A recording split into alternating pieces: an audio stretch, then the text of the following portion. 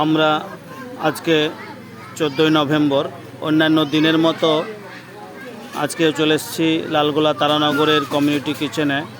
আমাদের খাওয়া দাওয়া কাজ এইমাত্র শুরু হলো।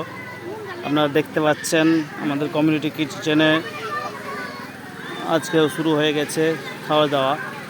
যারা এখনও আমাদের সাহায্যের হাত বাড়িয়ে দেননি তাদেরকে অনুরোধ করব অতি সত্বর আপনারা লালগোলা তারানগর পদ্মা ভাঙনের কমিউনিটি কিচেনকে সহযোগিতা করুন এবং এই অসহায় মানুষগুলোর পাশে একটু হলেও দাঁড়ান।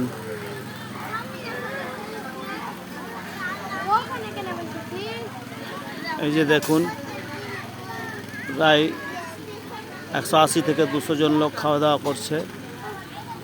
এই যে আমাদের সংগঠনের ব্যানার, কিউআর কোড দেখতে পাচ্ছেন।